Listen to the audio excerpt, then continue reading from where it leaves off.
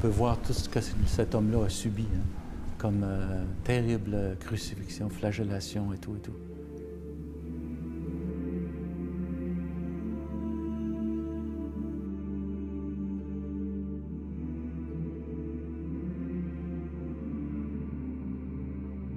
Qu'est-ce que c'est le suaire de Turin? Le suaire de Turin, c'est le linge mortuaire, évidemment, qui a habillé le Christ selon les techniques de l'époque. C'est-à-dire qu'on plaçait un grand linge autour du corps, on y mettait des aromates.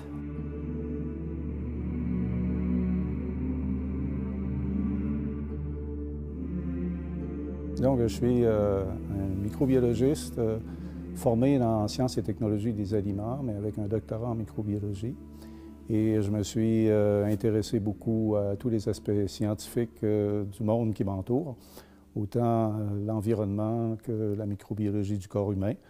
Et quand j'ai vu ce qu'on disait à propos du suaire de Turin, bien, mon intérêt a été soulevé là, par des études qui étaient faites par des scientifiques. Donc moi, j'accorde pas mal plus de crédibilité à un scientifique qui a utilisé la méthode scientifique pour analyser les choses que n'importe qui dit n'importe quoi suite à une conférence qu'il a entendue sur le sujet. Et j'ai lu à un moment donné un livre du docteur Barbet, qui était un médecin chirurgien français, qui a écrit un livre qui raconte avec toute l'analyse détaillée qu'il a fait du suaire de Turin, qui raconte comment ça s'est produit à l'époque et tout est concordant. C'est-à-dire tout ce qui est rapporté dans les évangiles et tout ce qu'on remarque sur le suaire concorde.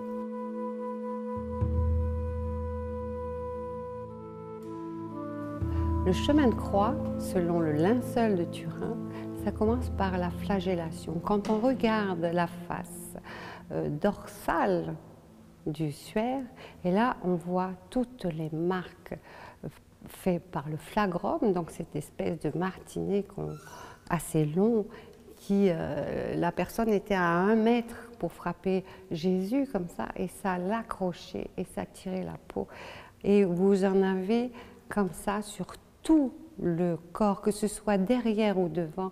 Les médecins en ont comptabilisé plus de 100, alors que normalement, une personne en supplicié ne dépassait pas 39, parce que c'était un code. Alors il y a la couronne d'épines.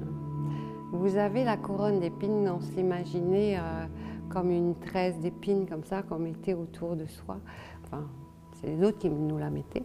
Et là, on s'aperçoit, en analysant le linceul, on voit que c'était carrément un chapeau d'épines. Et on lui a mis brutalement. Donc le sang a coulé beaucoup. Et c'est pour ça qu'il y a ces traces que vous voyez autour du visage, mais aussi sur la nuque. Et tout ça a dû lui faire très très mal. Et on comprend la face sereine qu'il a.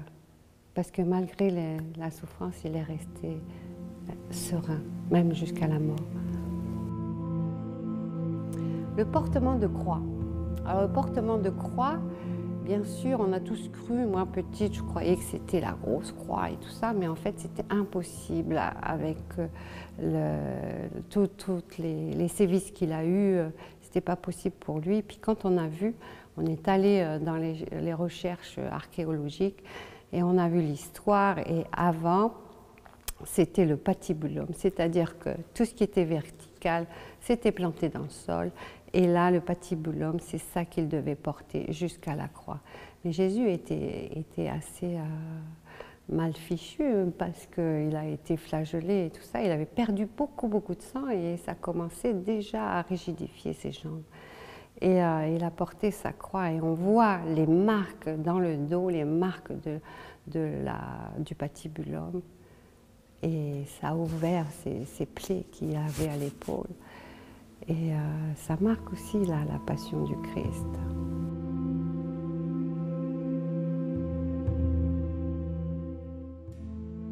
Alors, disons qu'en 326 commence l'histoire, c'est-à-dire que Hélène, qui est la mère de l'empereur Constantin à l'époque, elle se rend en Palestine pour y trouver les reliques de Jésus. Et qu'est-ce qu'elle va ramener? Elle va ramener des clous, la croix. Elle va ramener aussi une tunique. Eusèbe de Césarée atteste que Hélène est passée à Jérusalem et est revenue avec ces reliques de Jésus. Mais en 348, on retrouve aussi une homélie de Saint Cyril de Jérusalem. On retrouve justement un texte qui dit quelque chose comme suit, là. On peut voir les souffrances de notre Seigneur sur son linge mortuaire et qui est conservé dans cette église. Donc, au Saint-Sépulcre, la grande église du Saint-Sépulcre à Jérusalem, on a une homélie qui nous prouve que vraiment, déjà, le Saint-Suaire était vénéré. On a en 525, on va appeler le suaire le mandylion. Le mandylion, qui est retrouvé à l'église, à une église à Édice, en Turquie. En l'an 944, le suaire est transféré à Constantinople.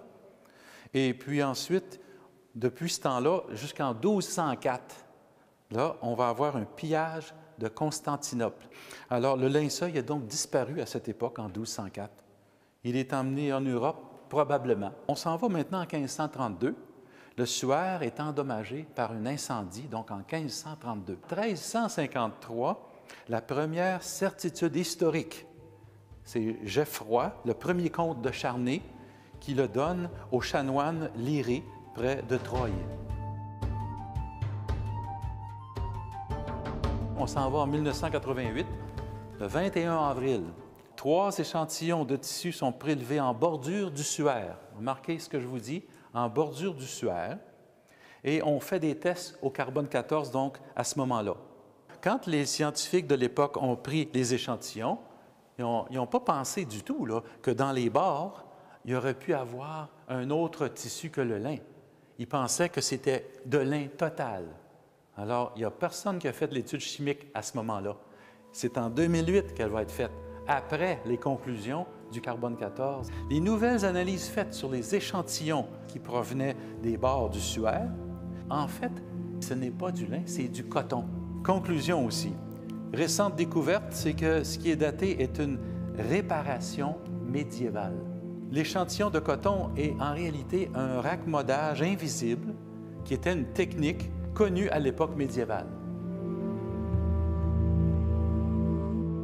On n'aurait pas pu fabriquer, parce que l'image qui apparaît, c'est une image en négatif, et il n'y a pas un artiste là, qui aurait été, à l'époque, assez brillant pour imaginer de faire une toile en négatif et tout ça. Donc, il y a comme ça plusieurs éléments là, qui démontrent, outre le carbone 14, là, qui semblait démontrer que c'était du Moyen Âge, là, que ça datait, il n'y a pas vraiment d'éléments autres qui permettent de dire que le suaire ne daterait pas de l'époque du Christ. Là.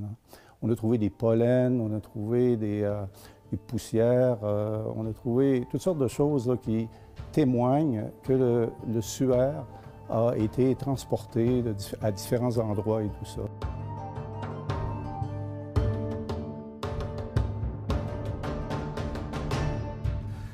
Alors, une des raisons pour laquelle les scientifiques disaient que l'hypothèse, finalement, de l'origine qui daterait du Moyen Âge est impossible, c'est qu'on ne connaissait pas les techniques que les Romains utilisaient pour crucifier. Et par exemple, si vous regardez sur le Saint-Suaire, vous allez remarquer qu'on voit le poignet, il y a du sang là-dessus, sur la main. Le sang est sur les fils de lin, là. On ne peut pas douter de ça. Mais il a été crucifié dans le poignet et non pas dans la main. Comme tous les artistes du Moyen Âge ont représenté le Christ crucifié dans la main. Or, les scientifiques de notre époque ont dit que c'est impossible que le clou ait pu retenir le corps sur une croix, ça aurait déchiré complètement. Or, pour les Juifs, la main inclut le poignet. Alors, quand on dit qu'il est crucifié dans les mains, le poignet est inclus.